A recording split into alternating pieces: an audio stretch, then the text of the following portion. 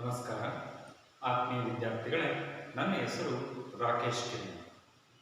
ವಿದ್ಯಾರ್ಥಿಗಳೇ, ನಾವು ತಿಳಿದುಕೊಂಡಿರುವಂತೆ ಪ್ರತಿಯೊಂದು ಮಾನವ ಗುಂಪಿಗೂ ಸಹಿತ ನಗರ ಸಮಾಜವಾಗಿರಲಿ, ಗ್ರಾಮೀಣ ಸಮಾಜವಾಗಿರಲಿ, ರಾಜ್ಯ, ರಾಷ್ಟ್ರ ಅಥವಾ ಇಡೀ ವಿಶ್ವವನ್ನೇ ಪರಿಗಣಿಸಿ ನಾವು ನೋಡ್ತಾ ಹೋದಾಗ ಪರಸ್ಪರ ಸಹಕಾರ, ಸಹಬಾಳ್ವೆ, ಹೊಂದಾಣಿಕೆಯಂತಹ ಅಂಶಗಳು ಇರಲೇಬೇಕು ಎನ್ನುವಂಥದ್ದನ್ನು ನಾವು ತಿಳ್ಕೊಂಡಿದ್ದೇವೆ.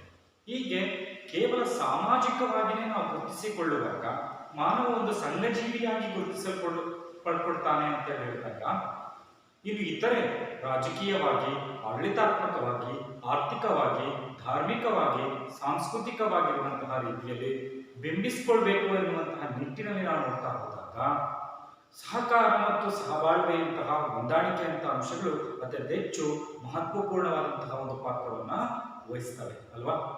ಹಾಗಾದ್ರೆ ನಾವಿಲ್ಲಿ ನೋಡ್ತಾ ಹೋದಾಗ ಒಂದು ಕುಟುಂಬ ಅಭಿವೃದ್ಧಿಯನ್ನು ಸಾಧಿಸಬೇಕು ಅನ್ನೋದಾದ್ರೆ ಆ ಒಂದು ಕುಟುಂಬ ಏಕಾಂಗಿಯಾಗಿರೋದಕ್ಕೆ ಸಾಧ್ಯವಿಲ್ಲ. ಹಾಗಾಗಿ ಮತ್ತೊಂದು ಕುಟುಂಬವನ್ನ ಅಥವಾ ಅನೇಕ ಕುಟುಂಬಗಳನ್ನ ಅವಲಂಬಿಸ್ಕೋಬೇಕು, ಅವರೊಂದಿಗೆ ಸಹಕಾರವನ್ನ ಮಾಡಿಕೊಂಡಾಗ ಮಾತ್ರ ಅಭಿವೃದ್ಧಿಯನ್ನ ಸಾಧಿಸೋದಕ್ಕೆ ಸಾಧ್ಯವಾಗುತ್ತೆ ಅಲ್ವಾ. ಹಾಗಾದ್ರೆ ಮಕ್ಕಳೇ, ಒಂದು ದೇಶ ಅಭಿವೃದ್ಧಿಯನ್ನು ಸಾಧಿಸಬೇಕಾದ್ರೂ ಕೂಡ ಈ ಸಹಕಾರ, ಸಹಬಾಳ್ವೆ, ಹೊಂದಾಣಿಕೆ, ಕೊಡುಕೊಳ್ಳುವಿಕೆಯಂತಹ ಚಟುವಟಿಕೆಗಳು ಇರಲೇಬೇಕಾಗದೆ. ಹಾಗಾದ್ರೆ ಇವತ್ತಿನ ಈ ಒಂದು ತರಗತಿಯಲ್ಲಿ ನಾವು ಅಂತಹದ್ದೇ ಆದಂತಹ ಒಂದು ಪ್ರಮುಖ ಅಂಶದ ಬಗ್ಗೆ ತಿಳ್ಕೊಳ್ಳೋಣ. ಅದು ದೇಶಗಳೊಂದಿಗಿನ ಸಂಬಂಧ. ಹಾಗಾಗಿ ನಾವು ಭಾರತೀಯರು, ಭಾರತ ದೇಶ ನಮ್ಮದು. ಹಾಗಾಗಿ ಅನ್ಯ ದೇಶಗಳೊಂದಿಗೆ ಭಾರತದ ಸಂಬಂಧ ಎನ್ನುವಂತ ಈ ಒಂದು ಅಧ್ಯಾಯದ ಬಗ್ಗೆ ಇಂದಿನ ತರಗತಿಯಲ್ಲಿ ತಿಳಿದುಕೊಳ್ಳೋಣ. ಹಾಗಾದ್ರೆ ಈ ಒಂದು ತರಗತಿಯಲ್ಲಿ ಈ ಅಧ್ಯಾಯದಲ್ಲಿ ಬರ್ತಕ್ಕಂಥ ಪ್ರಮುಖ ಅಂಶಗಳು ಯಾವಪ್ಪ ಅಂತ ಹೇಳಿದ್ರೆ, ಈ ಒಂದು ದೇಶಗಳೊಂದಿಗೆ ಸಂಬಂಧದ ಅನಿವಾರ್ಯತೆ ಇದೆಯೇ, ಹಾಗೆ ಭಾರತ ಮತ್ತು ಚೀನಾ, ಭಾರತ ಮತ್ತು ಪಾಕಿಸ್ತಾನಗಳ ನಡುವಿನ ನೆರೆಯ ರಾಷ್ಟ್ರಗಳೊಂದಿಗಿನ ಸಂಬಂಧ ಹೇಗಿದೆ, ಜಗತ್ತಿನ ಪ್ರಮುಖ ರಾಷ್ಟ್ರಗಳಾಗಿರುವಂತಹ ಅಮೆರಿಕ ಮತ್ತು ರಷ್ಯಾಗಳೊಂದಿಗೆ ಭಾರತ ಸಂಬಂಧ ಹೇಗಿದೆ ಎನ್ನುವಂಥದ್ರ ಬಗ್ಗೆ ಸವಿಸ್ತಾರವಾಗಿ ತಿಳ್ಕೊಳ್ಳೋಣ. ಹಾಗಾದರೆ ಮೊದಲನೇದಾಗಿ ನಾವು ಒಂದು ದೇಶ ಮತ್ತೊಂದು ದೇಶದೊಂದಿಗೆ ಉತ್ತಮ ಬಾಂಧವ್ಯವನ್ನು ಹೊಂದುವಂತಹ ಅವಶ್ಯಕತೆ ಇದೆಯೇ ಎನ್ನುವಂತಹ ಪ್ರಶ್ನೆಯನ್ನು ನಾವು ಅವಲೋಕಿಸಿ ನೋಡ್ತಾ ಹೋದಾಗ, ಕಳೆದ ಅಂಶಗಳನ್ನು ನಾವು ಪರಿಗಣಿಸಿದಾಗ ಒಂದು ಕುಟುಂಬವೇ ಅಭಿವೃದ್ಧಿಯನ್ನು ಸಾಧಿಸಬೇಕಾದ್ರೆ ತನ್ನ ಗ್ರಾಮದಲ್ಲಿರುವಂತಹ, ನಗರದಲ್ಲಿರ್ತಕ್ಕಂತಹ ಇತರೆ ಕುಟುಂಬದವರೊಂದಿಗೆ ಹೊಂದಾಣಿಕೆ, ಸಹಕಾರ, ಕೊಡು ತೆಗೆದುಕೊಳ್ಳುವಿಕೆಯ ಚಟುವಟಿಕೆಗಳಲ್ಲಿ ಭಾಗವಹಿಸಲೇಬೇಕು ಅನ್ನುವಂಥದ್ದಿದ್ದಾಗ, ಒಂದು ದೇಶ ಅಭಿವೃದ್ಧಿಯನ್ನು ಸಾಧಿಸಬೇಕು ಅಂತ ಹೇಳಿದಾಗ ಇತರೆ ದೇಶಗಳೊಂದಿಗೆ ಉತ್ತಮ ಬಾಂಧವ್ಯವನ್ನ ಹೊಂದಲೇಬೇಕಲ್ವಾ. ಹಾಗಾಗಿ ನಾವು ಕಳೆದ ಒಂದು ಅಧ್ಯಾಯಗಳನ್ನೇ ನೋಡ್ತಾ ಹೋಗಿದ್ದೀವಿ. ನಮ್ಮ ಭಾರತದ ಸಂವಿಧಾನದಲ್ಲಿರ್ತಕ್ಕಂತಹ ರಾಜ್ಯ ನೀತಿ ನಿರ್ದೇಶಕ ತತ್ವಗಳಲ್ಲಿ 4ನೇ ಭಾಗದಲ್ಲಿರ್ತಕ್ಕಂತಹ ರಾಜ್ಯ ನೀತಿ ನಿರ್ದೇಶಕ ತತ್ವಗಳಲ್ಲಿರುವಂತಹ 51ನೇ ವಿಧಿಯಲ್ಲಿ, ಸರಿಯಾಗಿ ನೆನಪಿಟ್ಕೊಳ್ಳಿ, ಸಂವಿಧಾನದ 51ನೇ ವಿಧಿಯಲ್ಲಿ ನಮ್ಮ ರಾಷ್ಟ್ರ ಸಂವಿಧಾನದಲ್ಲಿಯೇ ಅಂತಾರಾಷ್ಟ್ರೀಯ ಸಹಬಾಳ್ವೆಯಿಂದ ಕೂಡಿರುವಂತಹ ಒಂದು ಸಂಬಂಧವನ್ನು ಹೊಂದುವಂತಹ ವಿದೇಶಾಂಗ ನೀತಿಯನ್ನು ನಾವು ಹೊಂದಬೇಕು ಅಂತ ಹೇಳಿ ಬರೆಯಲ್ಪಟ್ಟಿರುವಂತಹ ನೋಡಿದಾಗ, ಒಂದು ದೇಶ ಅಭಿವೃದ್ಧಿಯನ್ನು ಸಾಧಿಸಬೇಕಾದ್ರೆ, ಎಲ್ಲಾ ಕ್ಷೇತ್ರಗಳಲ್ಲೂ ಅಭಿವೃದ್ಧಿ ಸಾಧಿಸಬೇಕಾದ್ರೆ ಏಕಾಂಗಿಯಾಗಿ ಇರೋದಕ್ಕೆ ಸಾಧ್ಯವೇ ಇಲ್ಲ. ಏಕಾಂಗಿಯಾಗಿದ್ದಾಗ ಎಲ್ಲಾ ರೀತಿಯಿಂದಲೂ ಕೂಡ ಸ್ವಾವಲಂಬಿಗಳಾಗಿ ಇರೋದಕ್ಕೆ ಅವಕಾಶ ಆಗುವುದಿಲ್ಲ. ಅದರಲ್ಲೂ ಈಗಿನ ಆಧುನಿಕ ಮತ್ತು ಜಾಗತೀಕರಣದ ಪ್ರಬುದ್ಧತೆಯಲ್ಲಿರ್ತಕ್ಕಂತಹ ಜಗತ್ತಿನಲ್ಲಿ ಅಭಿವೃದ್ಧಿಯನ್ನು ಸಾಧಿಸಬೇಕಾದ್ರೆ ಇತರೆ ದೇಶಗಳೊಂದಿಗೆ ಉತ್ತಮ ಬಾಂಧವ್ಯ, ಉತ್ತಮ ಸಂಬಂಧವನ್ನು ಹೊಂದುವಂಥದ್ದು ಅತಿ ಅನಿವಾರ್ಯ. ಹಾಗಾದ್ರೆ ಭಾರತ ತನ್ನ ನೆರೆಯ ರಾಷ್ಟ್ರಗಳೊಂದಿಗೆ ಹೇಗೆ ಉತ್ತಮ ಸಂಬಂಧವನ್ನು ಹೊಂದಿದೆ, ಯಾವ ರೀತಿಯಾಗಿರ್ತಕ್ಕಂಥ ಸಂಬಂಧವನ್ನು ಇಟ್ಕೊಂಡಿದೆ ಎನ್ನುವಂಥದ್ದನ್ನ ನೋಡ್ತಾ ಹೋಗೋಣ. ಹಾಗಾದ್ರೆ ಮೊದಲನೇದಾಗಿ ಭಾರತ ಮತ್ತು ಚೀನಾದ ನಡುವಿನ ಸಂಬಂಧ. ಭಾರತ ಮತ್ತು ಚೀನಾ ದೇಶಗಳ ನಡುವಿನ ಸಂಬಂಧ ಎರಡೂ ಕೂಡ ನೆರೆಯ ರಾಷ್ಟ್ರಗಳಾಗಿರ್ತಕ್ಕಂಥವೇ. ಜಗತ್ತಿನ ಮುಂಚೂಣಿಯಲ್ಲಿರುವಂತಹ ಜನಸಂಖ್ಯೆಯನ್ನು ಹೊಂದಿರುವಂತಹ ಮೊದಲ ರಾಷ್ಟ್ರಗಳು ಹಾಗೂ 2ನೇ ರಾಷ್ಟ್ರದ ಸ್ಥಾನಮಾನವನ್ನು ಪಡೆದುಕೊಂಡಿರ್ತಕ್ಕಂತಹ ರಾಷ್ಟ್ರಗಳಾಗಿರುವಂತಹ ನಾವು ನೋಡ್ತಾ ಹೋಗುವುದಾಗಿದೆ. ಹಾಗಾದ್ರೆ ಈ ದೇಶಗಳ ಸಂಬಂಧ ಹೇಗಿದೆ ಎನ್ನುವಂಥದ್ದನ್ನ ನಾವು ನೋಡ್ತಾ ಹೋಗೋದಾದ್ರೆ, ಮೊದಲನೇದಾಗಿ ಭಾರತ ಮತ್ತು ಚೀನಾ ನಡುವಿನ ಸಂಬಂಧ ಇಂದು ನಿನ್ನೆಯದಲ್ಲ. ನಾಗರಿಕತೆಗಳ ಕಾಲಾವಧಿಯಿಂದಲೂ ಕೂಡ ಇವುಗಳ ಸಂಬಂಧವನ್ನ ಗುರುತಿಸಿಕೊಳ್ತೇವೆ. ಮೆಸೊಪಟೋಮಿಯಾ ನಾಗರಿಕತೆ ಮತ್ತು ಸಿಂಧೂ ನಾಗರಿಕತೆ ನಡುವೆ ಚೀನಾ ನಾಗರಿಕತೆಗಳನ್ನು ಕೂಡ ನಾವು ಗುರುತಿಸ್ತಾ ಹೋಗುವಂತದ್ದಿದೆ. ಹೀಗೆ ಭಾರತ ಮತ್ತು ಚೀನಾ ನಡುವಿನ ಸಂಬಂಧ ನಾಗರಿಕತೆಗಳಿಂದಲೂ ಕೂಡ ಗುರುತಿಸಲ್ಪಟ್ಟಿರುವಂತದ್ದಿದೆ. ಹಾಗಾದ್ರೆ ನಾವು ನೋಡ್ತಾ ಹೋಗೋದಲ್ವಾ, ಭಾರತ ಮತ್ತು ಚೀನಾದ ನಡುವಿನ ಸಂಬಂಧ ಐತಿಹಾಸಿಕವಾಗಿರುವಂತದ್ದು ಅನ್ನುವಂಥ ಅಂಶಗಳನ್ನ ನಾವು ಗುರುತಿಸ್ತಾ ಹೋಗ್ಬೋದು.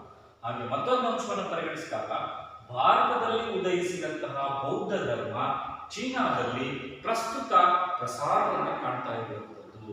ಬೌದ್ಧ ಧರ್ಮ ಭಾರತದಲ್ಲಿ ಜನ್ಮ ತಾಳಿರ್ತಕ್ಕಂತಹ ಒಂದು ಧರ್ಮವಾಗಿ ನಾವು ನೋಡ್ತಾ ಹೋಗ್ತೀವಿ. ಆ ಒಂದು ಧರ್ಮ ಭಾರತದಲ್ಲಿ ಉದಯಿಸಿ ಚೀನಾದಲ್ಲಿ ಪಸರಿಸಲ್ಪಟ್ಟಿದೆ ಅಂತ ಹೇಳಿದ್ರೆ ಹಾಗಾದ್ರೆ ಭಾರತ ಮತ್ತು ಚೀನಾದ ನಡುವೆ ಉತ್ತಮ ಸಂಬಂಧ ಇದೆ ಅಂತ ಹೇಳಿ ನಾವು ಗುರುತಿಸಬಹುದಲ್ವಾ. ಹಾಗೆ ಮತ್ತೊಂದು, ಭಾರತೀಯ ರಾಜರು ಚೀನಾದ ರಾಜರೊಂದಿಗೆ ಉತ್ತಮ ಸಂಬಂಧದ ಬಗ್ಗೆ ಅನೇಕ ಗ್ರಂಥ ಕೃತಿಗಳಲ್ಲಿ ಉಲ್ಲೇಖಗಳಿದ್ದಾವೆ. ಭಾರತೀಯ ರಾಜಮನೆತನಗಳ ಆಳ್ವಿಕೆಯ ಕಾಲಾವಧಿಯಲ್ಲಿ ಭಾರತದ ರಾಜರೊಂದಿಗೆ ಚೀನಾದ ರಾಜಮನೆತನಗಳ ಒಂದು ಉತ್ತಮವಾದಂತಹ ವ್ಯವಹಾರದ ಸಂಬಂಧವನ್ನು ಹೊಂದಿರುವುದರ ಬಗ್ಗೆ ಉಲ್ಲೇಖಗಳಿರುವಂಥದ್ದು. ಹಾಗೆ ಭಾರತದ ಕೌಟಿಲ್ಯ ಅವನು ತನ್ನ ಗ್ರಂಥವಾಗಿರ್ತಕ್ಕಂಥ ಅರ್ಥಶಾಸ್ತ್ರದಲ್ಲಿ ಚೀನಾದ ರೇಷ್ಮೆಯ ಬಗ್ಗೆ ವಿವರಿಸಲ್ಪಟ್ಟಿದ್ದಾನೆ. ನೋಡಿ, ಈ ಹೇಳಿಕೆ ನೋಡ್ತಾ ಹೋದಾಗ ಸಹಿತ ಇತಿಹಾಸದಲ್ಲಿ ಕೌಟಿಲ್ಯನು ಚೀನಾದಲ್ಲಿರ್ತಕ್ಕಂತಹ ರೇಷ್ಮೆಯ ಬಗ್ಗೆ ಬರೆಯಲ್ಪಟ್ಟಿದ್ದಾನೆ ಅಂತ ಹೇಳಿದಾಗ ಚೀನಾದ ಬಗೆಗಿನ ಪರಿಕಲ್ಪನೆ ಭಾರತೀಯರಿಗಿತ್ತು ಅಂತ ಹೇಳಿ ಗೊತ್ತಾಗುತ್ತೆ.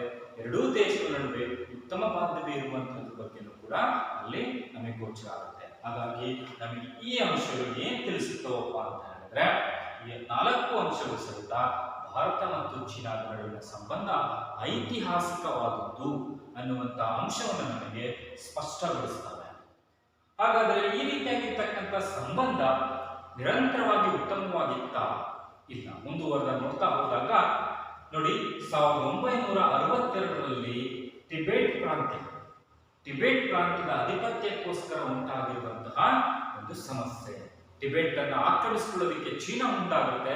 ಆದರೆ ಅದನ್ನು ಸ್ವತಂತ್ರವಾಗಿ ಉಳಿಸೋದಿಕ್ಕೆ, ಟಿಬೆಟ್ನ ಸ್ವತಂತ್ರವಾಗಿಯೇ ಉಳಿಸೋದಕ್ಕೋಸ್ಕರ ಭಾರತ ಪ್ರಯತ್ನಿಸುತ್ತೆ. ಈ ಸಂದರ್ಭದಲ್ಲಿ ಭಾರತ ಮತ್ತು ಚೀನಾದ ನಡುವೆ ಯುದ್ಧವೇ ಸಂಭವಿಸೋದಕ್ಕೆ ಅವಕಾಶವನ್ನ ಮಾಡಿಕೊಟ್ಟಂಗಾಗುತ್ತೆ. ಹಾಗಾಗಿ 1962ರ ಟಿಬೆಟ್ಟಿನ ವಿವಾದ, ಹಾಗೆ ಎರಡೂ ರಾಷ್ಟ್ರಗಳ ನಡುವಿನ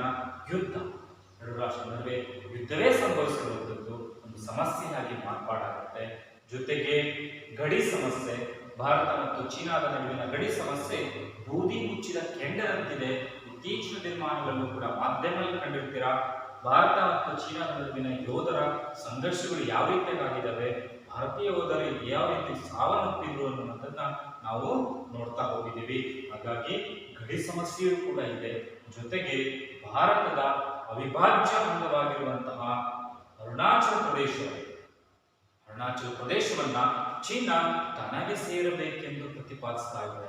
ಭಾರತದಲ್ಲಿರ್ತಕ್ಕಂತಹ ರಾಜ್ಯವಾಗಿರುವಂತಹ ಅರುಣಾಚಲ ಪ್ರದೇಶ ತನಗೆ ಸೇರಬೇಕು ಅಂತೇಳಿ ಚೀನಾ ಹಂಬಲಿಸ್ತಾ ಇರುವಂಥದ್ದು, ಪ್ರತಿಪಾದನೆ ಮಾಡ್ತಾ ಇರುವಂಥದ್ದು ಭಾರತ ಮತ್ತು ಚೀನಾದ ನಡುವೆ ಸಂಬಂಧ ಬಿರುಕು ಬಿಡೋದಕ್ಕೆ, ದೂರ ಆಗೋದಕ್ಕೆ ಇರ್ತಕ್ಕಂತಹ ಸಮಸ್ಯೆಗಳಲ್ಲಿ ಈ 4 ಅಂಶಗಳನ್ನು ನಾವು ಗುರುತಿಸಬಹುದಾಗಿರುವಂಥದ್ದಿದೆ. ಸರಿಯಾಗಿ ನೆನಪಿಟ್ಕೊಳ್ಳಿ, ಬರೆದಿಟ್ಕೊಳ್ಳಿ. ಹಾಗೆ ಮುಂದುವರೆದಾಗೆ ಹಾಗಾದ್ರೆ ಚೀನಾ ಮತ್ತು ಭಾರತ ನಡುವಿನ ಇಷ್ಟೆಲ್ಲ ಸಮಸ್ಯೆಗಳಿದ್ರೂ ಕೂಡ ಇವುಗಳನ್ನೆಲ್ಲ ಹೋಗಲಾಡಿಸಿಕೊಂಡು ಭಾರತ ಮತ್ತು ಚೀನಾ ಉತ್ತಮ ಸಂಬಂಧವನ್ನು ಹೊಂದೋದಕ್ಕೆ ಪ್ರಯತ್ನಿಸ್ತಾ ಇದೆಯಾ ಅನ್ನುವಂಥದ್ದು ನೋಡಿದಾಗ ನಿಮಗೊಂದು ಪದ ನೆನಪಾಗ್ಬೋದು. ಹಿಂದಿ ಚೀನಿ ಬಾಯಿ ಎನ್ನುವಂತಹ ಒಂದು ಪದ ಬಳಕೆಯನ್ನು ನಾವು ನೋಡ್ತಾ ಹೋಗ್ತೀವಿ. ಹಿಂದಿ ಚೀನಿ ಬಾಯಿ ಅಂದ್ರೆ ಭಾರತೀಯರು ಮತ್ತು ಚೀನಿಯರು ಸಹೋದರರಿರಬೇಕು ಅನ್ನುವಂತಹ ಒಂದು ಶ್ರೇಷ್ಠ ಹೇಳಿಕೆಯನ್ನು ನೋಡ್ತಾ ಗೊತ್ತಾಗುತ್ತೆ. ಎಲ್ಲಾ ಸಮಸ್ಯೆಗಳನ್ನು ತೊಡೆದು ಹಾಕಿ ಮತ್ತೆ ನಾವು ಉತ್ತಮವಾಗಿ ಜೀವಿಸೋಣ ಎನ್ನುವಂಥದ್ದು ಅಂಶ ಆಗಿರ್ಬೋದು. ಹಾಗೆಯೇ ಪಂಚಶೀಲ ತತ್ವಗಳ ಒಪ್ಪಂದವನ್ನು ಮಾಡಿಕೊಂಡಿರುವಂಥದ್ದು, ಪಂಚಶೀಲ ತತ್ವಗಳ ಒಪ್ಪಂದ ಆಗಿರುವಂಥದ್ದು ಕೂಡ ನಾವು ನೋಡ್ತಾ ಹೋದಾಗ ಆ ಅಂಶಗಳಲ್ಲಿ ಪರಸ್ಪರ ಸಹಕಾರ, ಸಹಬಾಳ್ವೆಯಂತಹ ಅಂಶಗಳನ್ನು ಸೇರ್ಪಡೆಗೊಳಿಸಿಕೊಳ್ಳಲಾಗಿದೆ. ಈ ರೀತಿಯ ಒಂದು ಅಂಶಗಳನ್ನ ಭಾರತ ಮತ್ತು ಚೀನಾದ ಸಂಬಂಧವನ್ನ ಉತ್ತಮಪಡಿಸಿಕೊಳ್ಳುವಲ್ಲಿ ಕೂಡ ನಾವು ನೋಡಬಹುದು. ಜೊತೆಗೆ ಭಾರತ ಮತ್ತು ಚೀನಾದ ನಡುವೆ ದ್ವಿಪಕ್ಷೀಯ ರಾಯಭಾರ ಸಂಬಂಧ ನಿರಂತರವಾಗಿದ್ದಾವೆ. ನಮ್ಮ ದೇಶದಿಂದ ಆ ದೇಶಕ್ಕೆ ಮತ್ತು ಚೀನಾದಿಂದ ನಮ್ಮ ದೇಶಕ್ಕೆ ರಾಯಭಾರಿಗಳನ್ನು ಕಳಿಸಿಕೊಟ್ಟು ಈ ಒಂದು ರಾಯಭಾರಿ ಸಂಬಂಧವನ್ನ ನಿರಂತರವಾಗಿಸಿಕೊಂಡು ಹೋಗಿದ್ದೇವೆ.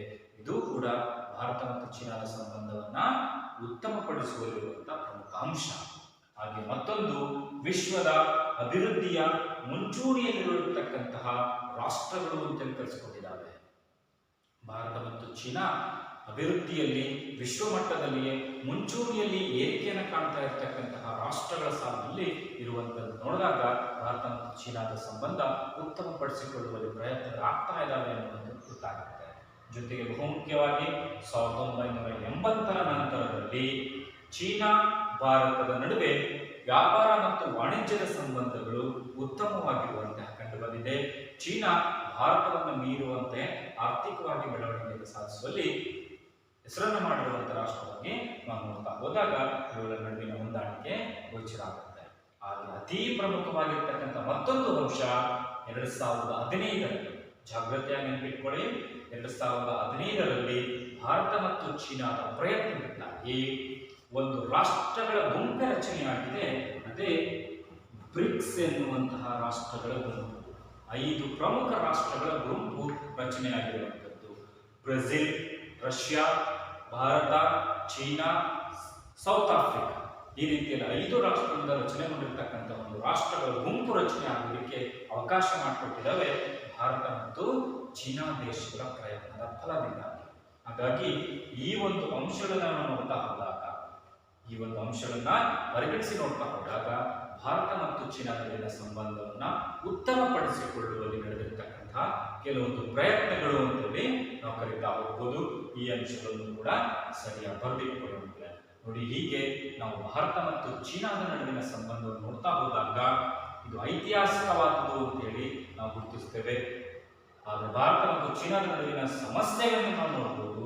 ಹಾಗೆಯೇ ಭಾರತ ಮತ್ತು ಚೀನಾದ ನಡುವಿನ ಸಮಸ್ಯೆಗಳನ್ನು ಹೋಗಲಾಡಿಸಿ ಸಂಬಂಧವನ್ನು ಉತ್ತಮಪಡಿಸಿಕೊಳ್ಳುವುದಕ್ಕೆ ಪಡುತ್ತಿರುವಂತಹ ಪ್ರಯತ್ನಗಳನ್ನು ನಾವು ಪಟ್ಟಿ ಮಾಡಬಹುದಾಗಿದೆ. ಇವುಗಳನ್ನ ಬರೆದಿಟ್ಟುಕೊಳ್ಳಬೇಕು. ಹಾಗೆ ಮುಂದುವರೆದಾಗೆ ಮತ್ತೊಂದು ಅತಿ ಪ್ರಮುಖವಾಗಿರ್ತಕ್ಕಂಥ ರಾಷ್ಟ್ರವಾಗಿರುವಂಥದ್ದು ಭಾರತ ಮತ್ತು ಪಾಕಿಸ್ತಾನವಾಗಿ ಗುರುತಿಸತಕ್ಕಂತಹ ಮತ್ತೊಂದು ರಾಷ್ಟ್ರಗಳ ನಡುವಿನ ಸಂಬಂಧ. ನೋಡಿ, ನಾವು ಜಗತ್ತಿನ ಭೂಪಟವನ್ನು ನೋಡಿದಾಗ ನಮಗೆ ಗೋಚರ ಆಗುತ್ತೆ ಯಾವ ರೀತಿಯಲ್ಲಿ ನಾವು ಬೇರೆ ದೇಶಗಳೊಂದಿಗೆ ಉತ್ತಮ ಸಂಬಂಧವನ್ನು ಹೊಂದಬೇಕು. ನಾವು ಭಾರತವನ್ನು ಗುರುತಿಸ್ತಾ ಹೋಗ್ತೀವಿ. ತನ್ನ ನೆರೆಯ ರಾಷ್ಟ್ರವಾಗಿರ್ತಕ್ಕಂಥ ಚೀನಾ, ವಿಸ್ತಾರವಾಗಿರ್ತಕ್ಕಂಥ ಭೂಪ್ರದೇಶ ಹಂಚಿಕೆ ಆಗಿರುವಂತಹ ಚೀನಾದೊಂದಿಗೆ ಸಂಬಂಧವನ್ನು ಹೇಗೆ ಹೊಂದಿದೆ, ಹಾಗೆ ಭಾರತಕ್ಕೆ ಹೊಂದಿಕೊಳ್ಳುತ್ತಿರುವಂತಹ ಪಾಕಿಸ್ತಾನದೊಂದಿಗೆ ಹೇಗೆ ಸಂಬಂಧವನ್ನು ಹೊಂದಿದೆ ಅನ್ನುವಂಥದ್ದನ್ನು ಕೂಡ ನೋಡ್ತಾ ಹೋಗ್ಬೋದು. ಇಷ್ಟೇ ಅಲ್ಲದೆ ಜಗತ್ತಿನ ಅನೇಕ ರಾಷ್ಟ್ರಗಳ ಜೊತೆಗೆ ಅದರದ್ದೇ ಆದಂತಹ ನೆಲೆಗಟ್ಟಿನಲ್ಲಿ ಭಾರತ ತನ್ನ ಸಂಬಂಧವನ್ನ ಉತ್ತಮಪಡಿಸಿಕೊಳ್ತಾ ಇದೆ. ರಷ್ಯಾ ಜೊತೆಗಾಗಿರ್ಬೋದು, ಹಾಗೆ ಅಮೆರಿಕ ಜೊತೆಗೆ ಆಗಿರ್ಬೋದು, ಯಾವ ರೀತಿಯ ಸಂಬಂಧ ಹೊಂದಿದೆ ಅಂತೇಳಿ ನಾವು ಮುಂದುವರೆದ ನೋಡ್ತಾ ಹೋಗಬಹುದಾಗಿದೆ. ಈಗ ಭಾರತ ಮತ್ತು ಪಾಕಿಸ್ತಾನದ ನಡುವಿನ ಸಂಬಂಧ ಹೇಗಿದೆ ಅಂತೇಳಿ ನಾವು ನೋಡ್ತಾ ಹೋಗುವುದಾದ್ರೆ ನೋಡಿ, ಪಾಕಿಸ್ತಾನ ಕೇವಲ ನೆರೆಯ ರಾಷ್ಟ್ರ ಅಷ್ಟೇ ಅಲ್ಲ, ಸ್ವತಂತ್ರ ಪೂರ್ವದಲ್ಲಿ 1947ಕ್ಕಿಂತ ಮುಂಚೆ ಭಾರತದ ಅವಿಭಾಜ್ಯ ಅಂಗವಾಗಿರುವಂಥದ್ದೇ ಆಗಿತ್ತು. ಆದರೆ ಭಾರತ 1947ರಲ್ಲಿ ಸ್ವತಂತ್ರ ಕಾಯ್ದೆಯನ್ನು ಜಾರಿ ಮಾಡುವುದರ ಮುಖಾಂತರವಾಗಿ ಇಡೀ ದೇಶವನ್ನು ಇಬ್ಬಾಗ ಮಾಡುವುದರ ಮುಖಾಂತರವಾಗಿ ಪಾಕಿಸ್ತಾನ ಮತ್ತು ಭಾರತವನ್ನಾಗಿ ವಿಭಜಿಸಿ ಅದರದ್ದೇ ಆದಂಥ ವಿದೇಶಾಂಗ ನೀತಿ, ಆಡಳಿತಾತ್ಮಕ ಚಟುವಟಿಕೆಗಳನ್ನು ನೀಡಿದ್ದರಿಂದಾಗಿ ರಾಷ್ಟ್ರಗಳಾಗಿಯೇ ವಿಭಜನೆ ಆದವು. ಆ ರಾಷ್ಟ್ರ ನಡುವಿನ ಸಂಬಂಧವನ್ನು ನಾವು ನೋಡ್ತಾ ಹೋಗೋದಾದ್ರೆ ಹೇಗಿದ್ದಾವೆ, ಇಬ್ಬಾಗ ಆಗಿರ್ತಕ್ಕಂಥ ಸಂದರ್ಭದಲ್ಲಿ ಪರಿಪೂರ್ಣತೆಯನ್ನು ಹೊಂದಿ ಪಾಕಿಸ್ತಾನ ಇಬ್ಬಾಗ ಆಗಲಿಲ್ಲ. ಸಾಕಷ್ಟು ರೀತಿಯ ಹಂಬಲಗಳಿಂದ, ಸಾಕಷ್ಟು ರೀತಿಯ ಆಸೆ ಆಕಾಂಕ್ಷೆಗಳನ್ನು ಹೊಂದಿರತಕ್ಕಂತಹ ರೀತಿಯಲ್ಲಿಯೇ ಪಾಕಿಸ್ತಾನ ಇಬ್ಬಾಗ ಆಗಲ್ಪಡ್ತು. ಹಾಗಾಗಿಯೇ ಭಾರತದ ಮೇಲೆ ಅನೇಕ ರೀತಿಯಲ್ಲಿ ಬೇಡಿಕೆಗಳನ್ನು ಮುಂದಿಟ್ಟುಕೊಂಡು ತನ್ನ ಹಂಬಲವನ್ನು ವ್ಯಕ್ತಪಡಿಸುತ್ತಲೇ ಬಂತು. ಈಗಲೂ ಕೂಡ ಅದರ ಹಂಬಲವನ್ನು ನಾವು ನೋಡ್ತಾ ಹೋಗ್ತಿದ್ದೀವಿ.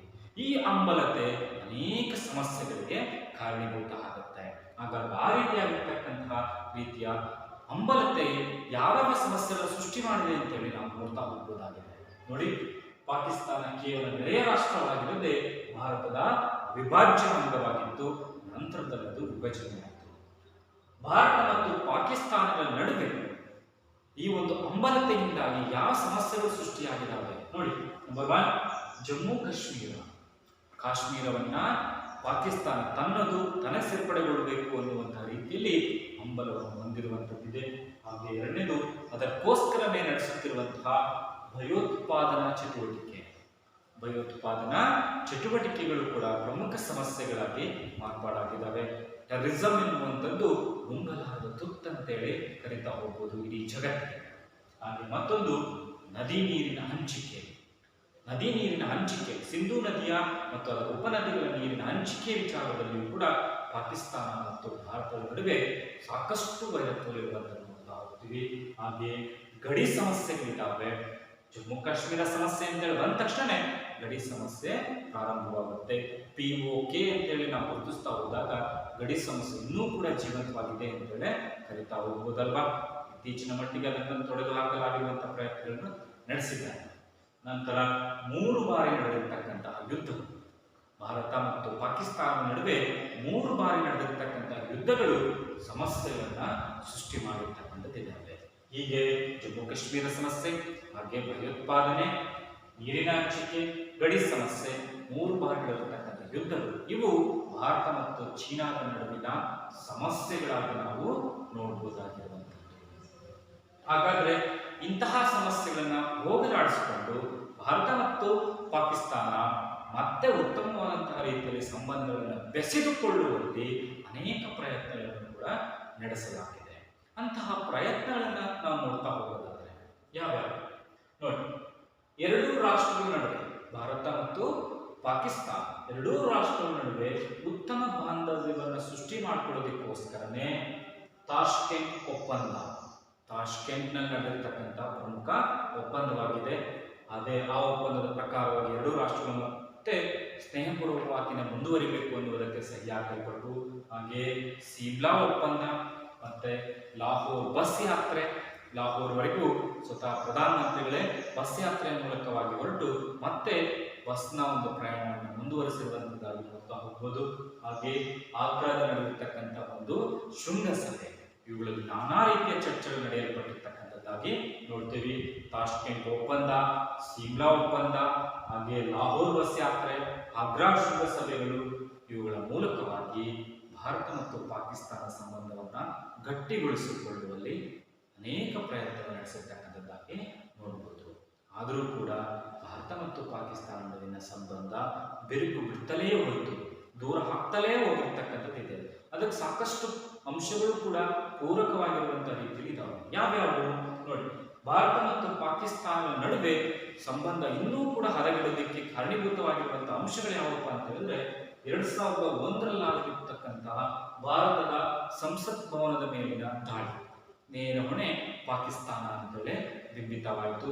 ಹಾಗೆ 2008ರಲ್ಲಿ ಮುಂಬೈ ಮೇಲಿನ ದಾಳಿ, ಮುಂಬೈಯ ತಾಜ್ ವೆಸ್ಟ್ ಎಂಡ್ ಹೋಟೆಲ್ ಮೇಲಿನ ದಾಳಿ ಆಗಿರ್ಬೋದು, ರೈಲ್ವೆ ನಿಲ್ದಾಣದ ಮೇಲೆ ಇರ್ತಕ್ಕಂಥ ದಾಳಿಗಳಾಗಿರ್ಬೋದು, ಅಲ್ಲಿ ಪ್ರಮುಖವಾಗಿರುವಂತಹ ರೀತಿಯಲ್ಲಿ ನೋಡ್ತೀವಿ. ಹಾಗೆ 2016ರ ಪಠಾಣ್ಕೋಟ್ ಮೇಲಿನ ದಾಳಿ ಆಗಿರ್ಬೋದು, ಹಾಗೆ ಅನೇಕ ರೀತಿಯ ಆತ್ಮಾಹುತಿ ದಾಳಿಗಳು, ಇವುಗಳು ಸಹಿತ ಭಾರತ ಮತ್ತು ಪಾಕಿಸ್ತಾನದ ನಡುವಿನ ಸಂಬಂಧ ಇನ್ನೂ ಹದಗೆಡೋದಕ್ಕೆ ಕಾರಣೀಭೂತವಾಗಿರುವಂತಹ ಅಂಶಗಳಾಗಿ ನಾವು ಗುರುತಿಸ್ತಾ ಹೋಗಬೇಕಾಗಿದೆ. ಸರಿಯಾಗಿ ನೆನಪಿಟ್ಕೊಳ್ಳಿ ಮಕ್ಕಳೇ, ನಾವು ನೋಡ್ತಾ ಹೋದಾಗ ಭಾರತ ಮತ್ತು ಪಾಕಿಸ್ತಾನದ ನಡುವೆ ಇರ್ತಕ್ಕಂತಹ ಸಮಸ್ಯೆಗಳು ಯಾವ್ಯಾವಿದ್ದಾವೆ, ಆ ಸಮಸ್ಯೆಗಳನ್ನು ಹೋಗಲಾಡಿಸ್ಕೊಳ್ಳೋದಕ್ಕೆ ಪಟ್ಟಿರ್ತಕ್ಕಂತಹ ಪ್ರಯತ್ನಗಳು ಯಾವಿದಾವೆ, ಹಾಗೆ ಮುಂದುವರೆದಾಗೆ ಭಾರತ ಮತ್ತು ಪಾಕಿಸ್ತಾನ ನಡುವಿನ ಸಮಸ್ಯೆಗಳು ಹದಗೆಟ್ಟು ಸಂಬಂಧ ಇನ್ನೂ ಹಾಳಾಗೋದಕ್ಕೆ ಕಾರಣೀಭೂತವಾಗಿರುವಂತಹ ಅಂಶಗಳು ಯಾವಿದ್ದಾವೆ ಅನ್ನೋದನ್ನ ನಾವಿಲ್ಲಿ ನೋಡ್ತಾ ಹೋಗಬಹುದಾಗಿದೆ. ಹಾಗಾದ್ರೆ ಇಷ್ಟೆಲ್ಲ ಸಮಸ್ಯೆಗಳಿದ್ರೂ ಸಹಿತ ಒಂದು ದೃಷ್ಟಿಕೋನದಲ್ಲಿ ಭಾರತ ಮತ್ತು ಪಾಕಿಸ್ತಾನಗಳು ತಮ್ಮ ಸಂಬಂಧವನ್ನ ಹಾಗೇ ಮುಂದುವರಿಸಿಕೊಳ್ಳೋದಕ್ಕೆ ಪ್ರಯತ್ನ ಪಡ್ತಿದ್ದಾರೆ. ಯಾವ ಅಂಶಗಳಲ್ಲಿ ನೋಡಿ, ಸಂಸ್ಕೃತಿ ಮತ್ತು ಆರ್ಥಿಕ ವಿಷಯಗಳಲ್ಲಿ ಪರಸ್ಪರ ವಿನಿಮಯ ನಿರಂತರವಾಗಿದೆ. ಭಾರತ ಮತ್ತು ಪಾಕಿಸ್ತಾನ ನಡುವೆ ಸಂಸ್ಕೃತಿ ಮತ್ತು ಆರ್ಥಿಕ ವಿಷಯಗಳು ಬಂದಾಗ ಆ ಒಂದು ವಿಚಾರಗಳನ್ನ ನಾವು ಪರಸ್ಪರ ವಿನಿಮಯ ಮಾಡಿಕೊಳ್ತಾ ಆರ್ಥಿಕ ಸಹಾಯವನ್ನು ನೀಡುವಂಥದ್ರಲ್ಲಿರ್ಬೋದು, ಸಂಸ್ಕೃತಿಯ ಬದಲಾವಣೆಯನ್ನು ಮಾಡಿಕೊಳ್ತಕ್ಕಂಥ ಕಾರ್ಯಕ್ರಮಗಳನ್ನ ಆಯೋಜಿಸಿಕೊಳ್ಳೋದ್ರಲ್ಲಿರ್ಬೋದು, ಹೊಂದಾಣಿಕೆ ನಿರಂತರವಾಗಿದೆ. ಹಾಗೆ ವ್ಯಾಪಾರ ವಾಣಿಜ್ಯ ಸಂಬಂಧಗಳಲ್ಲಿ ನಿರಂತರತೆಯನ್ನು ನಾವು ಕಾಪಾಡ್ಕೊಂಡು ಬರ್ತಾ ಇದ್ದೀವಿ. ಹಾಗೆ ಕ್ರೀಡೆ, ಸಾಂಸ್ಕೃತಿಕ ಮತ್ತು ವ್ಯವಹಾರಗಳಲ್ಲಿ ಪರಸ್ಪರ ಸಹಕಾರವನ್ನು ಸಾಧ್ಯವಾದಷ್ಟು ಮಟ್ಟಿಗೆ ನೀಡುವಲ್ಲಿ ಪ್ರಯತ್ನಿಸಲಾಗ್ತಾ ಇದೆ. ಹಾಗೆ ನೈಸರ್ಗಿಕ ವಿಕೋಪಗಳೇನಾದರೂ ಕೂಡ ಸಂಭವಿಸಿದಲ್ಲಿ ಯಾವುದೇ ವೈಷಮ್ಯವಿಲ್ಲದೆ ಭಾರತ ಪಾಕಿಸ್ತಾನಕ್ಕೆ ಸಹಕರಿಸುತ್ತಿರುವಂತಹದ್ದನ್ನು ಕೂಡ ನಾವಿಲ್ಲಿ ನೋಡ್ತಾ ಹೋಗಬಹುದಾಗಿದೆ. ಹೀಗೆ ಈ ಒಂದು ಅಂಶಗಳು ಭಾರತ ಮತ್ತು ಪಾಕಿಸ್ತಾನದ ನಡುವೆ ಇರುವಂತಹ ಸಮಸ್ಯೆಗಳನ್ನು ಹೋಗಲಾಡಿಸಿಕೊಂಡು ಕೆಲವೊಂದು ನಿರಂತರತೆಯನ್ನು ಕಾಪಾಡಿಕೊಂಡು ಬರ್ತಾ ಇದೆ ಅಂತಲೇ ಹೇಳ್ಬೋದು. ಹೀಗೆ ಭಾರತ ಮತ್ತು ಪಾಕಿಸ್ತಾನಗಳ ಸಂಬಂಧವನ್ನು ನಾವು ವಿವರಿಸಬಹುದಾಗಿದೆ. ಈ ಎಲ್ಲ ಅಂಶಗಳನ್ನು ಕೂಡ ಸರಿಯಾಗಿ ಸಂಪೂರ್ಣವಾಗಿ ನೀವು ಬರೆದಿಟ್ಕೊಳ್ಳಿ. ಹಾಗೆ ಮುಂದುವರೆದಾಗ ನಾವು ಭಾರತ ಜಗತ್ತಿನ ಪ್ರಮುಖ ರಾಷ್ಟ್ರಗಳೊಂದಿಗೆ ಯಾವ ರೀತಿಯ ಸಂಬಂಧವನ್ನು ಇಟ್ಕೊಂಡಿದೆ ಎನ್ನುವಂಥದ್ದು ನೋಡ್ತಾ ಹೋದಾಗ, ಉದಾಹರಣೀಯವಾಗಿ ಭಾರತ ಮತ್ತು ರಷ್ಯಾ ಹಾಗೆ ಭಾರತ ಮತ್ತು ಅಮೆರಿಕ ನಡುವಿನ ಸಂಬಂಧಗಳು ಹೇಗಿದ್ದಾವೆ ಎನ್ನುವಂಥದ್ದನ್ನ ನಾವು ನೋಡ್ತಾ ಹೋಗೋಣ. ಹಾಗಾದ್ರೆ ಜಗತ್ತಿನ ಪ್ರಮುಖ ರಾಷ್ಟ್ರಗಳಾಗಿರುವಂತಹ ರಷ್ಯಾದೊಂದಿಗೆ ಭಾರತ ಸಂಬಂಧ ಹೇಗಿದೆ ಎನ್ನುವಂಥದ್ದನ್ನ ನಾವು ನೋಡ್ತಾ ಹೋಗೋಣ. ನೋಡಿ, ನಾವು ನೋಡ್ತಾ ಹೋಗ್ತೀವಿ, ಜಗತ್ತು ಧ್ರುವೀಕರಣಗೊಂಡಂತಹ ಸಂದರ್ಭದಲ್ಲಿ ರಷ್ಯಾ ಒಂದು ಬಣ ಮತ್ತೆ ಅಮೆರಿಕ ಮತ್ತೊಂದು ಬಣವನ್ನ ಸೃಷ್ಟಿ ಮಾಡಲ್ಪಟ್ಟಿರ್ತಕ್ಕಂಥ ನೋಡ್ತಾ ಹೋಗ್ತೀವಿ. ರಷ್ಯಾ ಕಮ್ಯುನಿಸ್ಟ್ ಧೋರಣೆಯನ್ನು ಹೊಂದಿರತಕ್ಕಂತಹ ರಾಷ್ಟ್ರಗಳ ಗುಂಪನ್ನು ರಚನೆ ಮಾಡಿಕೊಂಡರೆ ಅಮೆರಿಕ ಪ್ರಜಾಪ್ರಭುತ್ವ ಧೋರಣೆಯ ಗುಂಪನ್ನ ರಚನೆ ಮಾಡಿಕೊಂಡಿತ್ತು. ಆದರೆ ಭಾರತ ಎರಡೂ ರಾಷ್ಟ್ರಗಳ ಗುಂಪಿಗೆ ಸೇರದೆ ದೂರ ಉಳಿದು ತನ್ನದೇ ಆದಂತಹ ಅಲಿಪ್ತ ನೀತಿ ಧೋರಣೆಯನ್ನು ಅನುಸರಿಸಿಯೂ ಸಹಿತ ಎರಡೂ ರಾಷ್ಟ್ರಗಳೊಂದಿಗೆ ಉತ್ತಮ ಸಂಬಂಧವನ್ನೇ ಮುಂದುವರಿಸಿಕೊಂಡು ಬಂದಿರುವಂಥದ್ದು ಅತಿ ಪ್ರಮುಖವಾಗಿರುವಂತಹ ಗಮನಾರ್ಹ ವಿಷಯ, ನೆನಪಿಟ್ಕೋಬೇಕು ಮಕ್ಕಳೇ. ಹಾಗಾಗಿ ರಷ್ಯಾ ಜೊತೆಗೆ ಭಾರತ ಪ್ರಜಾಪ್ರಭುತ್ವ ರಾಷ್ಟ್ರವಾಗಿದ್ದರೂ ರಷ್ಯಾದ ಕಮ್ಯುನಿಸ್ಟ್ ರಾಷ್ಟ್ರದೊಂದಿಗೆ ಉತ್ತಮ ಸಂಬಂಧವನ್ನು ಹೊಂದಿದ್ದು, ಸೋವಿಯತ್ ರಷ್ಯಾದ ಒಕ್ಕೂಟದ ಸಂದರ್ಭದಲ್ಲಿಯೂ ಕೂಡ ಆ ಸಂಬಂಧ ಹಾಗೇ ಇತ್ತು ಅನ್ನುವಂಥದ್ದು ಅತಿ ಪ್ರಮುಖವಾಗಿರುವಂಥದ್ದು.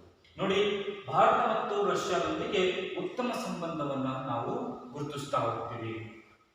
ಯಾವ ರೀತಿಯಾಗಿರ್ತಕ್ಕಂಥ ಸಂಬಂಧಗಳನ್ನ ಭಾರತ ಮತ್ತು ರಷ್ಯಾ ನಡುವೆ ಹೊಂದಿತ್ತು, ಆ ಉತ್ತಮವಾದಂತಹ ಅಂಶಗಳು ಯಾವುವು ಅಂತ ಹೇಳಿದ್ರೆ, 1962ರಲ್ಲಿ ಚೀನಾದ ದಾಳಿಯನ್ನ ರಷ್ಯಾ ಖಂಡಿಸಿತ್ತು. 1962ರಲ್ಲಿ ಟಿಬೆಟ್ನ ವಿವಾದಾತ್ಮಕವಾಗಿರ್ತಕ್ಕಂಥ ರೀತಿಯಲ್ಲಿ ಭಾರತದ ಮೇಲೆ ಚೀನಾ ದಾಳಿ ಮಾಡಿದಾಗ ಅದನ್ನು ರಷ್ಯಾ ಖಂಡಿಸಿ ವಿರೋಧಿಸ್ತಾ ಹೋಯಿತು. ಹಾಗೆ 1961ರ ಗೋವಾ ವಿಮೋಚನೆಯ ಸಂದರ್ಭದಲ್ಲಿಯೂ ಸಹಿತ ರಷ್ಯಾ ನಮಗೆ ವಿಶ್ವಸಂಸ್ಥೆಯಲ್ಲಿ ಸಹಕಾರವನ್ನ ನೀಡ್ತಾ ಹೋಗಿರುವಂಥದ್ದು ನೋಡ್ತಾ ಹೋಗ್ತೀವಿ. ಪೋರ್ಚುಗೀಸರ ವಿಮೋಚನೆಯನ್ನು ನಾವಿಲ್ಲಿ ನೆನಪಾಡ್ಕೊಳ್ತಾ ಹೋಗಬಹುದಾಗಿದೆ. ಹೀಗೆ ರಾಜಕೀಯಾತ್ಮಕವಾಗಿರ್ತಕ್ಕಂಥ ಚಟುವಟಿಕೆಗಳಲ್ಲಿಯೂ ಕೂಡ ರಷ್ಯಾ ನಮಗೆ ಸಹಕರಿಸಿದೆ. ಹಾಗೆ 1966ರಲ್ಲಿ ಭಾರತ ಮತ್ತು ಪಾಕಿಸ್ತಾನಗಳ ನಡುವೆ ಆದಂತಹ ತಾಷ್ಕೆಂಟ್ ಒಪ್ಪಂದ, ಭಾರತ ಮತ್ತು ಪಾಕಿಸ್ತಾನದ ನಡುವೆ ಆದಂತಹ ತಾಷ್ಕೆಂಟ್ ಒಪ್ಪಂದಕ್ಕೆ ರಷ್ಯಾ ತನ್ನ ಸಹಕಾರವನ್ನ ಬೆಂಬಲವನ್ನ ನೀಡ್ತಾ ಹೋಗಿರುವಂಥದ್ದು ಕೂಡ ಇದೆ. ಹಾಗೆ ಅತಿ ಪ್ರಮುಖವಾಗಿರುವಂತಹ ಅಂಶ 1971ರಲ್ಲಿ ಭಾರತ ಮತ್ತು ರಷ್ಯಾ 1971ರಲ್ಲಿ ಅತಿ ಪ್ರಮುಖವಾಗಿರುವಂತಹ ರೀತಿಯಲ್ಲಿ 20 ವರ್ಷಗಳ ಕಾಲಾವಧಿಯವರೆಗೂ ಕೂಡ ಶಾಂತಿ, ಮೈತ್ರಿ ಮತ್ತು ಸಹಕಾರದಿಂದ ಕೂಡಿರುವಂತಹ ಒಂದು ಒಪ್ಪಂದವನ್ನು ಮಾಡಿಕೊಂಡು ಹಲವು ಅಂಶಗಳನ್ನು ಅದರಲ್ಲಿ ಕ್ರೋಢೀಕರಿಸಿಕೊಂಡು ಎರಡೂ ರಾಷ್ಟ್ರಗಳು ಸಹಿತ ಸಹಿಯಾಗಿ ಹೊಂದಾಣಿಕೆಯನ್ನು ಮಾಡಿಕೊಂಡಿರುವಂಥದ್ದು ಕೂಡ ಶ್ಲಾಘನೀಯವಾಗಿರುವಂತಹ ಅಂಶವಾಗಿದೆ. ಹಾಗೆ ಭಾರತದಲ್ಲಿ ಸ್ಥಾಪನೆಗೊಂಡಂತಹ ಮೊಟ್ಟ ಮೊದಲ ಉಕ್ಕಿನ ಕೈಗಾರಿಕೆಗಳಾದಂತಹ ಭಿಲಾಯ್ ಮತ್ತು ಬೊಕಾರೋ, ಭಾರತದಲ್ಲಿರ್ತಕ್ಕಂಥ ಭಿಲಾಯ್ ಮತ್ತು ಬೊಕಾರೋಗಳಲ್ಲಿ ಸ್ಥಾಪನೆಗೊಂಡಂತಹ ಮೊಟ್ಟ ಮೊದಲ ಉಕ್ಕಿನ ಕೈಗಾರಿಕೆಗಳ ಸ್ಥಾಪನೆಗೂ ಸಹಿತ ಸಹಕಾರವನ್ನು ನೀಡುವಂಥದ್ದು ಇದೇ ರಷ್ಯಾ ಅಂತ ಹೇಳಿ ನಾವು ಕರೀತಾ ಹೋಗಬಹುದಾಗಿದೆ. ಹಾಗೆ ಭಾರತದಲ್ಲಿರ್ತಕ್ಕಂತಹ ಕೈಗಾರಿಕೆಗಳು ಮತ್ತು ವಾಣಿಜ್ಯ ಕ್ಷೇತ್ರಗಳಿಗೆ, ಅದರ ಬೆಳವಣಿಗೆಗೆ ಅತ್ಯಂತ ಹೆಚ್ಚಿನ ಪ್ರಮಾಣದ ತಂತ್ರಜ್ಞಾನ ಮತ್ತು ಯಂತ್ರೋಪಕರಣಗಳ ಸಹಾಯವನ್ನು ರಷ್ಯಾ ನೀಡಿರುವಂಥದ್ದಿದೆ. ನಾವು ನೆನಪಿಟ್ಕೋಬೇಕಾಗಿರ್ತಕ್ಕಂಥ ಅಂಶವಾಗಿ ನಾವು ನೋಡ್ತಾ ಹೋಗ್ಬೋದು. ಅದಾದ ನಂತರದಲ್ಲಿ ವಿಶ್ವಸಂಸ್ಥೆಯ ಭದ್ರತಾ ಸಮಿತಿಯಲ್ಲಿ ಕಾಯಂ ಸದಸ್ಯ ರಾಷ್ಟ್ರಗಳಾಗಿರ್ತಕ್ಕಂಥದ್ದು 5 ರಾಷ್ಟ್ರಗಳಿದ್ದಾವೆ. ಆ 5 ರಾಷ್ಟ್ರಗಳ ಜೊತೆ ಭದ್ರತಾ ಸಮಿತಿಯಲ್ಲಿ ಭಾರತಕ್ಕೆ ಕಾಯಂ ಸದಸ್ಯತ್ವದ ಸ್ಥಾನವನ್ನು ನೀಡಬೇಕು ಅಂತೇಳಿ ರಷ್ಯಾ ನಿರಂತರವಾಗಿ ಪ್ರತಿಪಾದನೆಯನ್ನು ಮಾಡ್ತಾ ಬರ್ತಾ ಇದೆ, ಭಾರತಕ್ಕೆ ಬೆಂಬಲವನ್ನೇ ನೀಡ್ತಾ ಬರ್ತಾ ಇದೆ. ಈ ರೀತಿಯಾಗಿರ್ತಕ್ಕಂಥ ಎಲ್ಲ ಉತ್ತಮ ಅಂಶಗಳನ್ನು ಕೂಡ ನಾವು ನೋಡ್ತಾ ಹೋದಾಗ ಭಾರತ ಮತ್ತು ರಷ್ಯಾದ ನಡುವಿನ ಸಂಬಂಧ ಅತ್ಯುತ್ತಮವಾಗಿರುವಂತಹ ರೀತಿಯಲ್ಲಿದೆ. ಅದು ಹಿಂದೆಯೂ ಕೂಡ ಹಾಗೆ ಇತ್ತು, ಈಗಲೂ ಕೂಡ ಅದೇ ರೀತಿಯಲ್ಲಿ ಮುಂದುವರಿತಾ ಇದೆ ಎನ್ನುವಂಥದ್ದು ಅತಿ ಪ್ರಮುಖವಾಗಿ ಗಮನಿಸಬೇಕಾಗಿರ್ತಕ್ಕಂಥ ಅಂಶ. ಎಲ್ಲ ಅಂಶಗಳನ್ನು ಕೂಡ ಬರೆದಿಟ್ಕೊಳ್ಳಿ ಮಕ್ಕಳೇ, ಪರೀಕ್ಷಾ ದೃಷ್ಟಿಕೋನದಿಂದ ಇದು ಅತಿ ಅವಶ್ಯಕವಾಗಿದೆ. ಹಾಗೆ ಮುಂದುವರೆದಾಗೆ ಮತ್ತೊಂದು ಜಗತ್ತಿನ ಪ್ರಮುಖ ರಾಷ್ಟ್ರದೊಂದಿಗೆ ಭಾರತ ಸಂಬಂಧವನ್ನು ನೋಡ್ತಾ ಹೋದಾಗ ಅದು ಅಮೆರಿಕ. ನಮಗೆ ಗೊತ್ತಿರುವಂತಹ ವಿಷಯವಾಗಿದೆ, ಭಾರತ ಮತ್ತು ಅಮೆರಿಕ ಎರಡೂ ರಾಷ್ಟ್ರಗಳು ಸಹಿತ ಜಗತ್ತಿನ ಬೃಹತ್ ಪ್ರಜಾಪ್ರಭುತ್ವ ಧೋರಣೆಯನ್ನು ಒಳಗೊಂಡಿರುವಂತಹ ರಾಷ್ಟ್ರಗಳಾಗಿದ್ದಾವೆ. ಈ ಎರಡೂ ರಾಷ್ಟ್ರಗಳ ಒಂದು ಸಂಯೋಜನೆ ಅಥವಾ ಹೊಂದಾಣಿಕೆ ಎನ್ನುವಂಥದ್ದು ವಿಶ್ವಮಟ್ಟದಲ್ಲಿ ಪ್ರಮುಖವಾಗಿರ್ತಕ್ಕಂಥ ಅಂಶವನ್ನೇ ಗುರುತಿಸಲ್ಪಟ್ಟಿರುವಂತದ್ದಾಗಿ ನಾವು ನೋಡ್ತಾ ಹೋಗ್ತೀವಿ. ಸಾಕಷ್ಟು ರೀತಿಯಲ್ಲಿ 1947 ನಂತರದಲ್ಲಿ ಸಾಕಷ್ಟು ರೀತಿಯ ಸಂಬಂಧಗಳನ್ನು ನಾವು ಭಾರತ ಮತ್ತು ಅಮೆರಿಕ ನಡುವೆ ಗುರುತಿಸ್ತಾ ಹೋಗಬಹುದಾಗಿದೆ. ಜೊತೆಗೆ ನಾವು ಆಗಲೇ ಹೇಳಿದಾಗೆ ಜಗತ್ತು ಧ್ರುವೀಕರಣಗೊಂಡಾಗ ಭಾರತ ತನ್ನ ಅಲಿಪ್ತ ನೀತಿ ಧೋರಣೆಯನ್ನು ಅನುಸರಿಸಿ ರಷ್ಯಾ ಮತ್ತು ಅಮೆರಿಕ ಎರಡೂ ರಾಷ್ಟ್ರಗಳಿಂದಲೂ ಕೂಡ ಹಣಕಾಸಿನ ಹಾಗೂ ತಂತ್ರಜ್ಞಾನದ ಸಹಾಯವನ್ನ ಪಡೆದಿದೆ. ಹಾಗೆ ಅಲಿಪ್ತ ನೀತಿಯನ್ನು ಅನುಸರಿಸಿಯೂ ಸಹಿತ ಭಾರತ ಅಮೆರಿಕದಿಂದ ಸಾಕಷ್ಟು ಸಹಾಯವನ್ನ ಪಡೆದಿದೆ. ಯಾವ್ಯಾವ ರೀತಿಯಲ್ಲಿ ಅಂತ ನೋಡ್ತಾ ಹೋದಾಗ ಭಾರತದ ಪಂಚವಾರ್ಷಿಕ ಯೋಜನೆಗಳಿಗೆ ಅಮೆರಿಕ ಸಹಾಯ ನೀಡಿದೆ. ಭಾರತದಲ್ಲಿರ್ತಕ್ಕಂತಹ ಅಭಿವೃದ್ಧಿಯಾತ್ಮಕವಾಗಿರುವಂತಹ ಯೋಜನಾ ಆಯೋಗದ ಒಂದು ಕೊಡುಗೆಯಾಗಿರುವಂತಹ ಪಂಚವಾರ್ಷಿಕ ಯೋಜನೆಗಳಿಗೆ ಅಮೆರಿಕ ತನ್ನ ಆರ್ಥಿಕ ಸಹಾಯವನ್ನು ಸಾಕಷ್ಟು ಪ್ರಮಾಣದಲ್ಲಿ ನೀಡ್ತಾ ಹೋಗಿದೆ. ಜೊತೆಗೆ 1962ರ ಚೀನಾ ದಾಳಿಯಲ್ಲಿ ಭಾರತಕ್ಕೆ ಅಮೆರಿಕ ಸಹಕಾರವನ್ನು ನೀಡಿದೆ. ರಷ್ಯಾದ ಸಹಕಾರವೂ ಕೂಡ ಇದೆ ನಮಗೆ. ಹಾಗೆ ಇಲ್ಲಿ ಅಮೆರಿಕದ ಸಹಕಾರವೂ ಕೂಡ ಲಭಿಸಿರುವಂಥದ್ದು ನಾವು ನೋಡ್ತಾ ಹೋಗ್ತೀವಿ 1962ರ ಚೀನಾದ ದಾಳಿಯ ಸಂದರ್ಭದಲ್ಲಿ. ಹಾಗೆ ಜಗತ್ತಿಗೆ ಮಾರಕವಾಗಿರುವಂತಹ ಭಯೋತ್ಪಾದನೆ, ಜಗತ್ತಿಗೆ ಮಾರಕವಾಗಿರ್ತಕ್ಕಂಥ ಭಯೋತ್ಪಾದನೆಯನ್ನು ನಿಗ್ರಹಿಸುವಲ್ಲಿಯೂ ಕೂಡ ತೊಡೆದು ಹಾಕುವಲ್ಲಿಯೂ ಕೂಡ ಅಮೆರಿಕ ಮತ್ತು ಭಾರತ ಸಮಾನ ಧೋರಣೆಯನ್ನ, ಸಮಾನ ಹಿತಾಸಕ್ತಿಗಳನ್ನು ಒಳಗೊಂಡಿರುವಂಥದ್ದಾಗಿ ನೋಡ್ತಾ ಹೋಗ್ತೀವಿ. ವಿಶ್ವಸಂಸ್ಥೆಯಲ್ಲಿಯೂ ಕೂಡ ಇದರ ಬಗ್ಗೆ ಸಮಾನವಾಗಿರ್ತಕ್ಕಂಥ ಧೋರಣೆಯನ್ನು ಇಲ್ಲಿ ವ್ಯಕ್ತಪಡಿಸಿರುವಂಥದ್ದನ್ನು ನಾವು ನೋಡಬಹುದು. ಹಾಗೆ ಭಾರತದ ವಿದೇಶಿ ವ್ಯಾಪಾರ, ವಿಜ್ಞಾನ, ತಾಂತ್ರಿಕತೆ, ಬಾಹ್ಯಾಕಾಶ ಹಾಗೆ ಶಿಕ್ಷಣಕ್ಕೆ ಸಂಬಂಧಿಸಿದಂತಹ ಅನೇಕ ರೀತಿಯ ಅಂಶಗಳಲ್ಲಿ ಭಾರತ ಮತ್ತು ಅಮೆರಿಕ ಉತ್ತಮವಾಗಿರ್ತಕ್ಕಂಥ ಬಾಂಧವ್ಯಗಳನ್ನ ಒಳಗೊಂಡಿರುವಂತಹದ್ದಿದೆ. ಅಕ್ಕ ಸಮ್ಮೇಳನ ಅಂತೇಳಿ ನಾವು ನೋಡ್ತಾ ಹೋಗ್ತೀವಿ. ಭಾರತದ ವತಿಯಿಂದ ಅಮೆರಿಕದಲ್ಲಿರ್ತಕ್ಕಂಥ ಒಂದು ಚಟುವಟಿಕೆಗಳಲ್ಲಿ ನಾವು ಉದಾಹರಣೆಯಾಗಿ ನೋಡ್ತಾ ಹೋಗಬಹುದು. ಹಾಗೆ ವಿಶ್ವಸಂಸ್ಥೆಯನ್ನ ಬಲಪಡಿಸುವಲ್ಲಿ ಹಾಗೆ ಜಾಗತಿಕ ಶಾಂತಿಯನ್ನ ಕಾಪಾಡುವಲ್ಲಿ ಭಾರತ ಮತ್ತು ಅಮೆರಿಕ ದೇಶಗಳ ಒಂದು ಸಹಭಾಗಿತ್ವ ಉತ್ತಮವಾಗಿದೆ. ಎರಡೂ ಕೂಡ ಸಮಾನ ಧೋರಣೆಯೊಂದಿಗೆ ಕಾಪಾಡಿಕೊಂಡು ಹೋಗ್ತಾ ಇದ್ದಾವೆ. ವಿಶ್ವಸಂಸ್ಥೆಯನ್ನು ಅಭಿವೃದ್ಧಿಪಡಿಸ್ತಾ ಇದ್ದಾವೆ. ಜಾಗತಿಕ ಶಾಂತಿಯನ್ನು ಸ್ಥಾಪಿಸುವಲ್ಲಿ ಪ್ರಯತ್ನಿಸುತ್ತಿರುವಂತಹ ಪ್ರಜಾಪ್ರಭುತ್ವ ರಾಷ್ಟ್ರಗಳಾಗಿ ನಾವು ನೋಡಬಹುದು. ಹಾಗೆ ಮುಂದುವರೆದನ್ನು ನೋಡ್ತಾ ಹೋದಾಗ ಕೆಲವೊಂದು ಅಂಶಗಳಲ್ಲಿ ಭಾರತ ಮತ್ತು ಅಮೆರಿಕದ ನಡುವೆ ಸ್ವಲ್ಪ ಮಟ್ಟಿಗೆ ವೈಮನಸ್ಸುಗಳಿದ್ದಾವೆ. ಡೋಲಾಯಮಾನವಾಗಿರ್ತಕ್ಕಂಥ ರೀತಿಯ ಸಂಬಂಧವನ್ನು ಗುರುತಿಸಬಹುದು. ಯಾಕೆ ನೋಡಿ, ಅಮೆರಿಕದಲ್ಲಿರ್ತಕ್ಕಂತಹ ವಿಪಕ್ಷಗಳು ಯಾವ್ಯಾವು? ಅಮೆರಿಕದ ರಿಪಬ್ಲಿಕನ್ ಮತ್ತು ಡೆಮೊಕ್ರೆಟಿಕ್ ಎನ್ನುವಂತಹ ಪಕ್ಷಗಳನ್ನು ನೋಡ್ತಾ ಹೋದಾಗ ಆ ಪಕ್ಷದ ರಾಷ್ಟ್ರಾಧ್ಯಕ್ಷರುಗಳು ಆಡಳಿತಕ್ಕೆ ಬಂದಾಗ ಭಾರತ ಮತ್ತು ಅಮೆರಿಕ ನಡುವಿನ ಸಂಬಂಧ ವ್ಯತ್ಯಾಸಾತ್ಮಕವಾಗುತ್ತೆ. ಹಾಗಾಗಿನೇ ಈ ಅಮೆರಿಕದ ರಿಪಬ್ಲಿಕನ್ ಮತ್ತು ಡೆಮೊಕ್ರೆಟಿಕ್ ಪಕ್ಷಗಳ ರಾಷ್ಟ್ರಾಧ್ಯಕ್ಷರ ಒಂದು ಧೋರಣೆಯನ್ನ ಭಾರತ ಗಮನಿಸಿಬಿಟ್ಟು, ಯಾರಿದ್ದಾರೆ ರಿಪಬ್ಲಿಕನ್ ಪಕ್ಷದ ರಾಷ್ಟ್ರಾಧ್ಯಕ್ಷರಿದ್ದಾರೋ ಅಥವಾ ಡೆಮೊಕ್ರೆಟಿಕ್ ಪಕ್ಷದ ರಾಷ್ಟ್ರಾಧ್ಯಕ್ಷರಿದ್ದಾರೋ ಅಮೆರಿಕದಲ್ಲಿ ಅನ್ನುವಂಥದ್ದನ್ನ ಗಮನಿಸಿಬಿಟ್ಟೆ ಭಾರತ ಅಮೆರಿಕದೊಂದಿಗೆ ಸಂಬಂಧವನ್ನ ಮುಂದುವರಿಸಿಕೊಂಡು ಹೋಗುತ್ತೆ. ಹಾಗಾಗಿ ಅದನ್ನ ಸೂಕ್ಷ್ಮವಾಗಿ ಗಮನಿಸಿಬಿಟ್ಟು ಭಾರತ ತನ್ನ ನಿರ್ಧಾರವನ್ನ ಕೈಗೊಳ್ತಾ ಇದೆ. ಯಾಕಪ್ಪ ಅಂತ ಹೇಳಿದ್ರೆ, ಹಿಂದೆ ನಾವು ನೋಡ್ತಾ ಹೋದಾಗ ಭಾರತ ಮತ್ತು ಪಾಕಿಸ್ತಾನದ ನಡುವೆ ನಡೆದಂತಹ ಯುದ್ಧಗಳ ಸಂದರ್ಭದಲ್ಲಿ ಕೆಲವು ಬಾರಿ ಅಮೆರಿಕ ಪಾಕಿಸ್ತಾನಕ್ಕೆ ಸಹಕಾರವನ್ನ ನೀಡ್ತಾ ಹೋಗಿದೆ. ಜೊತೆಗೆ ಸಾಕಷ್ಟು ಬಾರಿ ಅಮೆರಿಕದ ನಿಲುವುಗಳು ಭಾರತಕ್ಕೆ ವಿರುದ್ಧವಾಗಿದ್ದು ಪಾಕಿಸ್ತಾನದ ಪರವಾಗಿರುವಂತಹ ನಿಲುವುಗಳನ್ನು ನಾವು ನೋಡಬಹುದು. ಹಾಗಾಗಿನೇ ಅಮೆರಿಕದೊಂದಿಗಿನ ಸಂಬಂಧವನ್ನ ಸೂಕ್ಷ್ಮವಾಗಿ ಗಮನಿಸಿ ಭಾರತ ತನ್ನ ಹೆಜ್ಜೆಯನ್ನ ಇಡ್ತಾ ಹೋಗುತ್ತೆ ಅಂತ ಹೇಳ್ಬೋದು. ಇವಿಷ್ಟು ಸಹಿತ ಭಾರತ ಮತ್ತು ಅಮೆರಿಕ ನಡುವಿನ ಸಂಬಂಧವನ್ನು ಗುರುತಿಸುವಂತಹ ಅಂಶಗಳೇ ಆಗಿದ್ದಾವೆ. ಕೆಲವೊಂದನ್ನ ಹೊರತುಪಡಿಸಿದಾಗ ಉತ್ತಮ ಸಂಬಂಧವನ್ನೇ ಹೊಂದಿರುವಂತದ್ದಾಗಿದೆ. ಇಷ್ಟು ನಾವು ಇಲ್ಲಿಯವರೆಗೂ ಸಹಿತ ಈ ಒಂದು ಅವಧಿಯಲ್ಲಿ ಪ್ರಮುಖವಾಗಿರುವಂತಹ ರೀತಿಯಲ್ಲಿ ದೇಶಗಳ ನಡುವಿನ ಸಂಬಂಧ, ಪ್ರಮುಖವಾಗಿ ಭಾರತ ಮತ್ತು ಪಾಕಿಸ್ತಾನ, ಭಾರತ ಮತ್ತು ಚೀನಾ, ಭಾರತ ಮತ್ತು ರಷ್ಯಾ, ಹಾಗೆ ಭಾರತ ಮತ್ತು ಅಮೆರಿಕ ದೇಶಗಳ ನಡುವಿನ ಸಂಬಂಧ ಹೇಗಿದೆ ಎನ್ನುವಂಥದ್ದ ನಾವು ತಿಳ್ಕೊಳ್ತಾ ಹೋಗ್ತೀವಿ. ಅಂತಿಮವಾಗಿ ಈ ಒಂದು ಅಧ್ಯಾಯಕ್ಕೆ ಸಂಬಂಧಿಸಿದಂತೆ ಗೃಹಪಾಠವನ್ನು ನಾವು ಬರೆದುಕೊಳ್ಳಿ.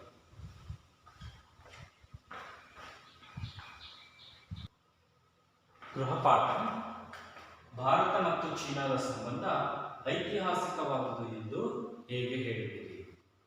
ಎರಡನೇ ಪ್ರಶ್ನೆ, ಭಾರತ ಮತ್ತು ಪಾಕಿಸ್ತಾನದ ನಡುವೆ ಇರುವ ಸಮಸ್ಯೆಗಳಾಗಿವೆ.